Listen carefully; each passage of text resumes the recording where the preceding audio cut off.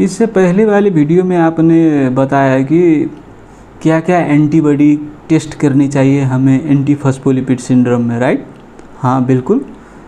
तो मान लीजिए कोई मरीज को तीनों एंटीबॉडी पॉजिटिव है, आपने जो बताया है लूपस एंटीकोगुलेंट और फिर एंटी कार्डियोलिपिन बाइंडिंग प्रोटीन और बीटा 2 ग्लाइकोप्रोटीन 1 एंटीबॉडी, ये तीनों पॉजिटिव है। तो क्या हम उसे लेबल कर सकते हैं कि इस मरीज को एंटी फॉस्फोलिपिड सिंड्रोम है? बिल्कुल नहीं। क्यों नहीं?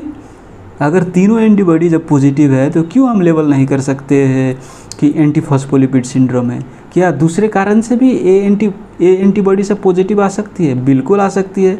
जैसे मान लीजिए आपने कोई ड्रग ले ली, कोई एंटीबायोटिक ले ली, एमोक्सिसिलिन ले ली, उसकी वजह से आ सकती है पॉजिटिव।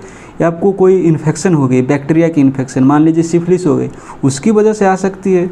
क्यों आ सकती है? अब ये बैक्टीरियल इन्फेक्शन हो गई या फिर ड्रग खा लिए हम एमोक्सिसिलिन, तो उसके कारण से ए एंटीबॉडी क्यों पॉजिटिव आ सकती है?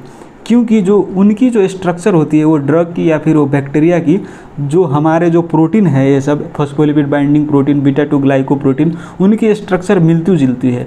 तो जो एंटीबॉडी उसके विरुद्ध में बनता है वही antibody due to molecular mimicry इस फॉस्फोलिपिड बाइंडिंग प्रोटीन सब के अगेंस्ट में बनता है।